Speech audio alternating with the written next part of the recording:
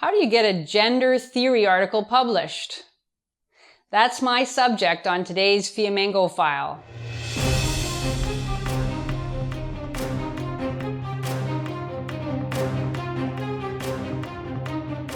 I'm Janice Fiamengo of the University of Ottawa, and recently two authors calling themselves Peter Boyle and Jamie Lindsay published an academic spoof of feminist man-hating called The Conceptual Penis as a Social Construct. May not be quite in the league of classic academic hoaxes like physics professor Alan Sokal's piece in the prestigious journal Social Texts, which claimed that quantum gravity was a linguistic construct, or J.T. Dillon's marvelous essay in the reputable journal American Psychologist on the emergence of the colon, punctuation mark, not the internal organ, as a sign of academic authority in titles of academic articles. The conceptual penis argued in overblown post-structuralist feminist psychobabble that we should stop thinking of the penis as a male reproductive organ and instead understand it as an expression of what else?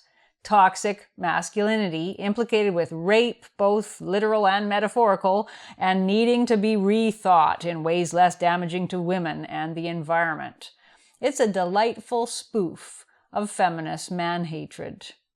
The problem is, according to a number of critics, that Cogent Social Sciences, the journal that published The Conceptual Penis, requires authors to pay a fee to be published there. In other words, it's not a top-tier peer-reviewed journal. According to these critics, then, the article's publication doesn't prove that the field of gender studies in general is corrupt and nonsensical. Okay, that's fine, but that isn't the real issue. I don't require the article's publication to prove that gender studies is corrupt. There's plenty of evidence for that within gender studies itself.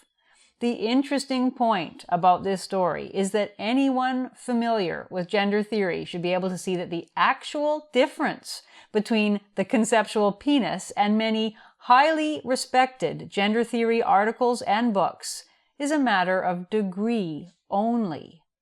In fact, as I'm going to show, some famous gender theorists, such as Judith Butler, write in a manner hardly less overheated and illogical than our two would-be hoaxers.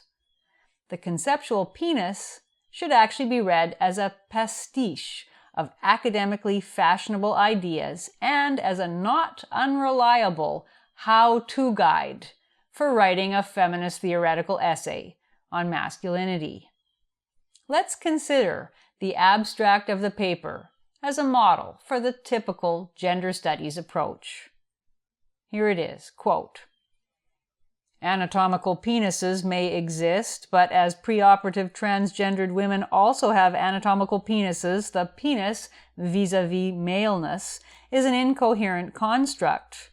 We argue that the conceptual penis is better understood not as an anatomical organ, but as a social construct, isomorphic to performative toxic masculinity.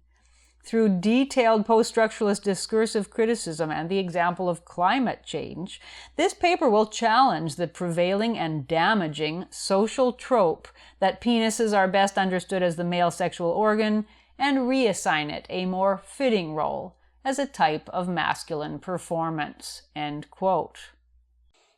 So, what does this abstract tell us about how to get a gender theory paper published in an academic journal? Well, first, of course, you start with a corrosive contempt for masculinity, but that goes without saying. Then you add the terminology and verbal habits of gender theory. To reverse George Orwell, never use a single syllable or common word if a multisyllabic word will do, especially a foreign, scientific, or technical sounding word. So vis-a-vis is much better than in relation to. Isomorphic is a heck of a lot sexier than something like corresponding with. And trope, though it is single syllable, is still an impressively obscure piece of post-structuralist lingo that can conveniently be substituted for a word like idea. If you're in need of an all-purpose noun to stand in for a word like thing, reach for construct, or even better, social construct. Construct also happens to function very nicely as a verb, especially in the passive voice, as in is constructed. If you're in doubt about an adjective to put before masculinity, of course, toxic is a pretty good bet, though personally I prefer hegemonic, which is not only multisyllabic and redolent of the left bank, but also evocatively Marxist intellectual. Now, once you've got the lingo down, and really it doesn't take long to master it, now tackle gender theory shadowboxing with fact and logic. In other words, if you're forced to acknowledge a biological fact or widely accepted social reality, do so in a doubting or insouciant manner, with a kind of verbal shrug, as in the opening line of the abstract, anatomical penises may exist. That's just the right amount of smirk. Something similar occurs in the body of the article, where the term male is put in quotation marks as if to highlight that the word is, in the Derridian sense, under erasure. In other words, it continues to operate as a word, but its metaphysical underpinning has been radically undermined. The article makes inconsequential points, such as that a pre-op transgender woman still has a penis, or that some men choose not to reproduce or are infertile, as proof that the penis has a, quote, incoherent relationship to maleness, though those instances are not proof of that at all. The basic rule is never let historical fact, scientific evidence, or basic logic get in the way of your feminist genderqueer utopianism.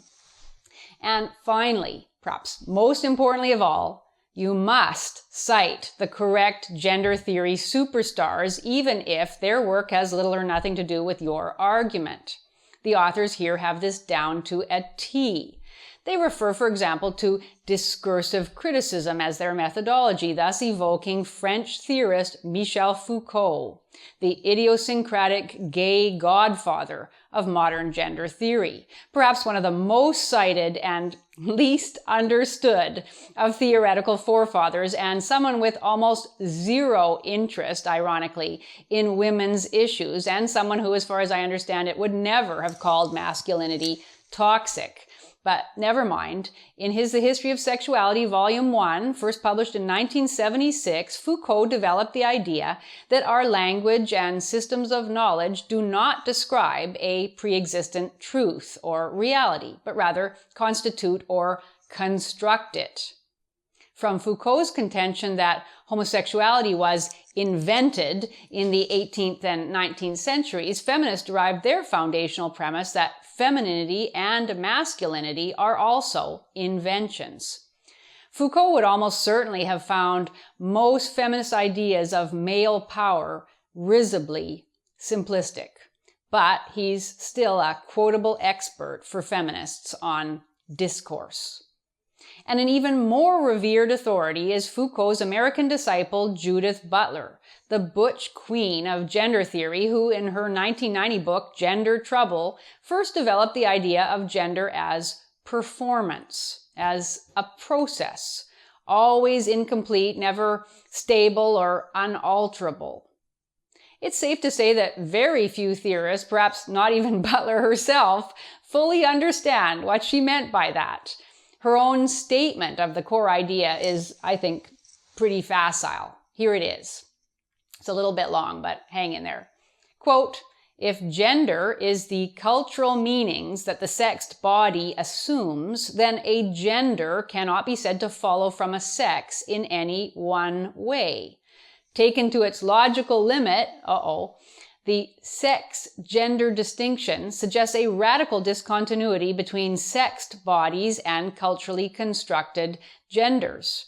Assuming for the moment the stability of binary sex," she's going to undermine that too, "it does not follow that the construction of men will accrue exclusively to the bodies of males, or that women will interpret only female bodies. Further, even if the sexes appear to be unproblematically binary in their morphology and constitution, which will become a question, there is no reason to assume that genders ought also to remain as two. When the constructed status of gender is theorized as radically independent of sex, gender itself becomes a free-floating artifice, with the consequence that man and masculine might just as easily signify a female body as a male one, and woman and feminine a male body as easily as a female one. End quote. So I won't belabor the implications of this, which are fairly obvious, except to note that Butler's second sentence about the, quote, radical discontinuity between sexed bodies and culturally constructed genders, end quote, doesn't follow from her first sentence about gender as, quote, the cultural meanings that the sexed body assumes, end quote. Just because culture shapes gender doesn't mean it shapes it from nothing or in arbitrary ways.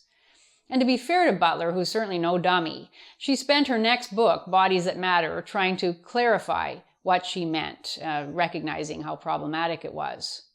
But many academics took the original statement as gospel, biologically and anthropologically flimsy as it was, and in feminist hands, the idea of gender performance became a predictable paradigm for demonizing heterosexual masculinity and romanticizing gender transgression. And the authors of The Conceptual Penis have perfected a Foucauldian Butlerian style that is all too familiar to those of us who've read gender theory over the past 25 years. Here's a game to play with your gender studies friends. Open up a piece of writing by someone influenced by Foucault and Butler and lay it beside The Conceptual Penis. Read a passage from each and ask your friend to tell you which is the real theory paper, which the parody.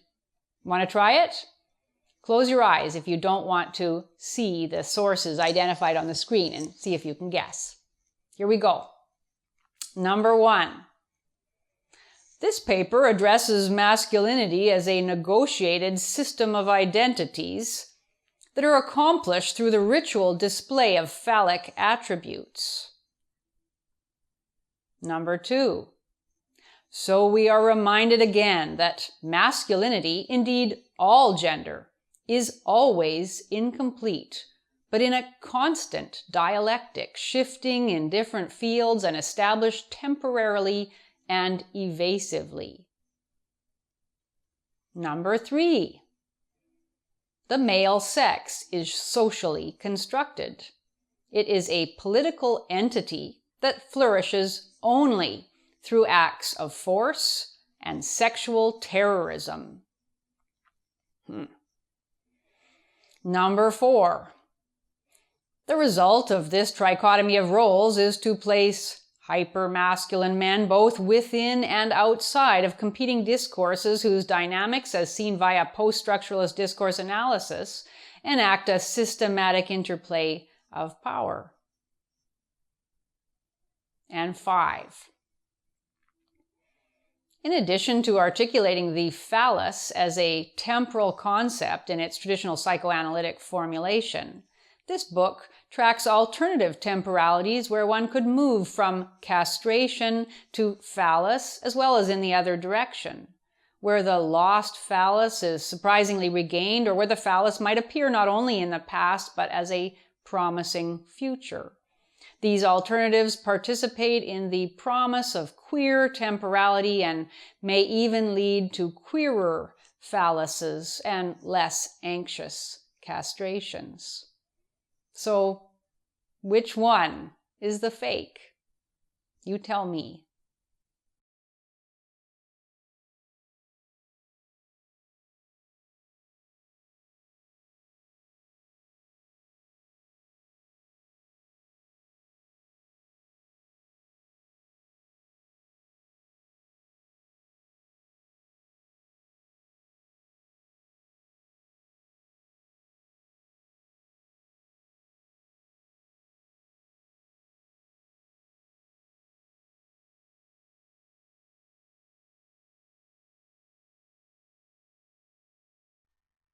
Thank you for watching. If you enjoyed this video, please support us on Patreon. If even half of our subscribers gave us $1 per month, we'd be well on our way to creating more and better content. And don't forget to subscribe to us on Studio Brule.